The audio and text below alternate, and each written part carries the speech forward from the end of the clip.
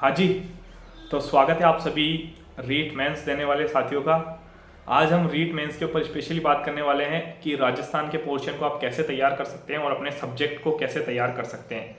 जो ऑनलाइन या offline coaching करना चाहते हैं उनके लिए भी मैं कुछ बातें बताऊंगा। इसके अलावा जो बुक्स वगैरह के लिए बार बार कमेंट कर रहे थे मुझे पर्सनली टेलीग्राम व्हाट्सएप पे भी जो मैसेज कर रहे थे, उन सभी के लिए ये वीडियो है कि आप जो है वो राजस्थान के लिए सब मुझसे स्पेशली पूछ रहे थे, उसके लिए मैं आपको बता देता हूँ बहुत ही स्पेशली तरीके से। ये वीडियो सिर्फ रीट मेंस वालों के लिए ज़्यादा फायदेमंद रहने वाला है। तो सबसे पहले तो देखो, कोचिंग वाले और जितने भी यूट्यूब पर आपको मिलेंगे वो सब की सब चीज़ों को ऐसे बताते हैं जैसे बहुत आसान हो, क्योंकि उनको एग्ज़ाम देने होते नहीं है। उन्होंने एग्ज़ाम जिस टाइम पे दिए थे उस टाइम पे बहुत इजी हुआ करते थे। इस टाइम पे कंपटीशन काफ़ी हाई है, चीज़ें इतनी आसान नहीं है जितना आसान उनको लगती है। और आपने देखा होगा कि जब हम एग्ज़ाम देके बाहर निकलते हैं तो हमें पेपर काफ़ी टफ लगता है, लेकिन कोचिंग वालों के मुंह से आप सुन लोगे कि पेपर बहुत आसान था, हमारी बुक से आया था, हमारी बुक से आया था, सारे के सारे क्वेश्चन यहाँ से आए थे, वहाँ से आए थे।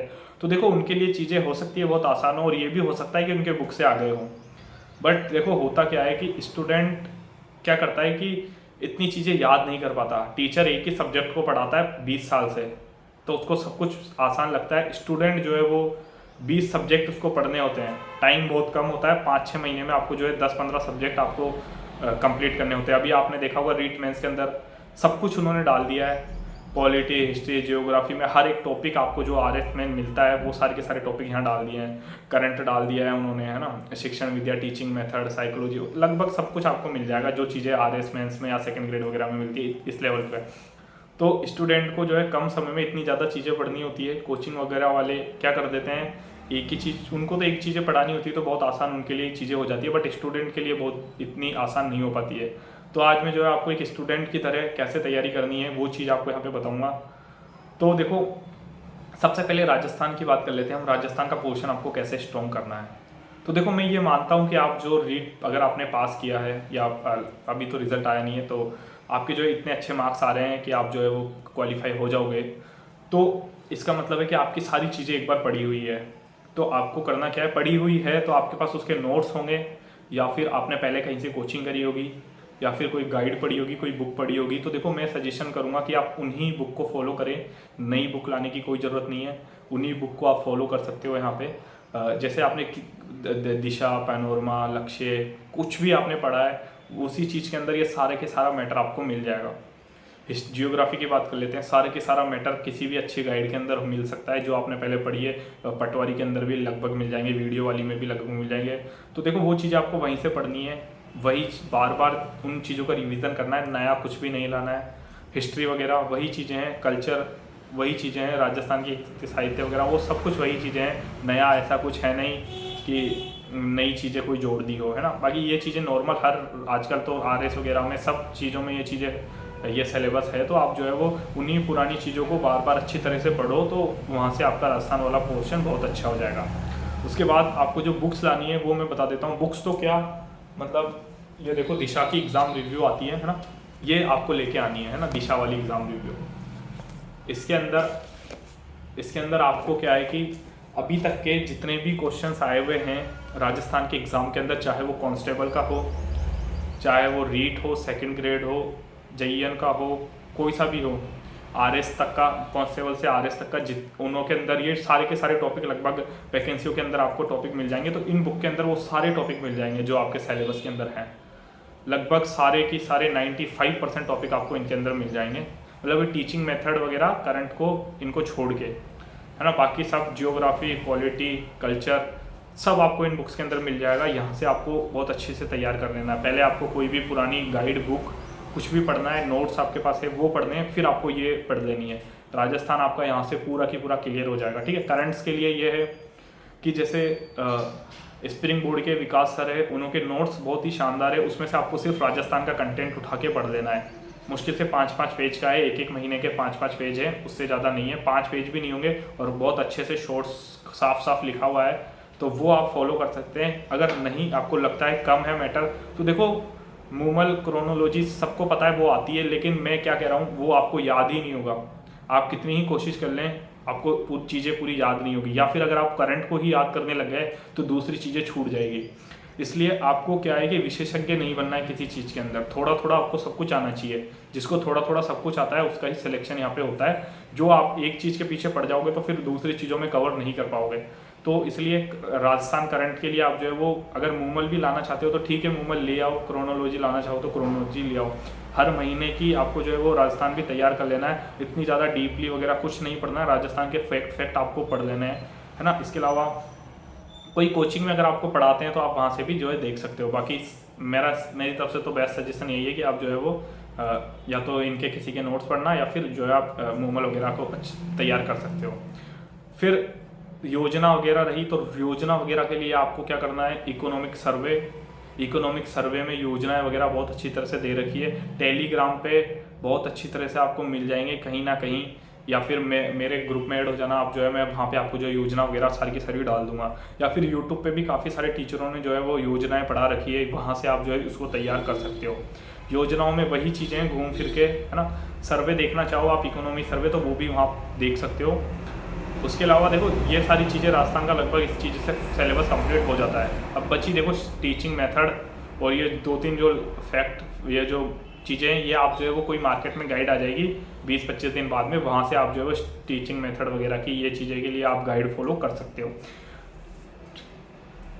उसके अलावा बात करते हैं सब्जेक्ट की। तो देखो साइंस मैथ वालों का मुझे इतना ज़्यादा नॉलेज है नहीं, तो उसके बारे में मैं आपको बता नहीं पाऊँगा। और बाकी SST की बात रही तो देखो जिसने पहले पढ़ा है वो उन्हीं चीज़ों को वापस पढ़ता रहे, वही चीज़ें हैं लगभग। जो चीज़ें नहीं हैं उसके लिए आप किसी के नोट्स फॉलो कर सकते हो, किसी कोचिंग के, किसी फ्रेंड के, या किसी के भी जिसके नोट्स नहीं है उसके। बाकी जो चीज़ें पहले पढ़ी हुई है वो पढ़ सकते हो। जिसके पास कुछ भी नहीं है मैटर, वो NCERT फॉलो कर सकते हैं, वो ही NCERT पढ़े जिनके पास, वो भी अपने सब्जेक्ट के लिए, राजस्थान के लिए कुछ पढ़ने की ज़रूरत नहीं है आपको, अपने सब्जेक्ट के लिए आपको NCERT वगैरह पढ़ने की ज़रूरत है। वो भी देखो जियोग्राफी वगैरह आपको किसी अच्छे नोट्सों में मिल जाएगी बहुत अच्छी तरह से। नॉर्मली चीज़ें इतना वो जो मतलब RS वगैरह की कोई है आपके पास में नोट्स वगैरह कुछ है तो उसमें भी बहुत आसानी से आपको मिल जाएगी चीज़ें। इसके अलावा GK है, जो मतलब हिस्ट्री जो है, वो हिस्ट्री के लिए आप जो है वो NCERT फॉलो कर सकते हो, सिंधी घाटी सभ्यता वगैरह, गुप्त काल वगैरह, वो सारी की सारी चीज़ें आप वहाँ से जो है वो देख सकते हो। उसके अंदर वही राजा, वो दिल्ली वाले, वो राजा महाराजाओं वाला वो चीज़ें, बाकी वही है पीछे वाला पोर्शन आपको थोड़ा अच्छे से तैयार कर लेना है, कांग्रेस वगैरह और वो सारी चीज़ें आपको देख लेनी है। ऐसे आप तैयार करते हो। इन चीज़ों को आपको पढ़ना कैसे है, देखो चीज़ों का रिपीटेशन बार बार करना है। 10 चीज़ों को एक एक बार पढ़ने से बेटर है कि एक चीज़ को 10 बार पढ़ लिया जाए, तो वो बहुत अच्छी तरह से याद हो जाएगा। नेगेटिव मार्किंग जो होती है एग्जाम्स के अंदर, वो नेगेटिव मार्किंग इसी वजह से होती है कि हम 5 बुक पढ़ लेते हैं, एक एक 2-2 बार, याद कुछ भी नहीं रह पाता है। वहाँ पर जब पेपर देते हैं तो पढ़ा हुआ होता है लेकिन क्वेश्चन का आंसर नहीं आ रहा होता है और अपन गलत टिक करके आ जाते हैं, ये होती है नेगेटिव मार्किंग।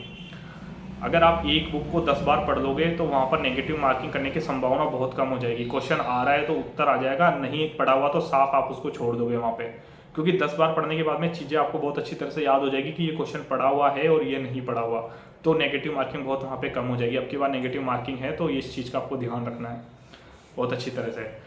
नवंबर तक आपको जो है ये सिलेबस बहुत अच्छी तरह से कंप्लीट कर लेना है, 2-3 बार पढ़ लेना है इन सिलेबस को, और फिर जो दिसंबर और जब तक पेपर है तब तक आपको बस रिवीजन जितना ज़्यादा हो सके रिवीजन करना है। आप उनको क्या है कि देखो तैयारी कैसे करनी है, आपको क्या करना है कि जैसे 2-3 महीने 3 महीने में सिलेबस बांट लेना है।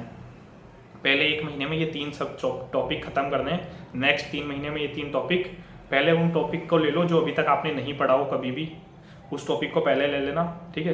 जिसका सोर्स आपके पास अवेलेबल हो, जैसे राजस्थान है या जो भी चीज़ आपके पास अवेलेबल है वो चीज़ें पहले पढ़ लेना। पहले के महीने में 3 सब्जेक्ट 4 सब्जेक्ट जितना आपसे हो सके।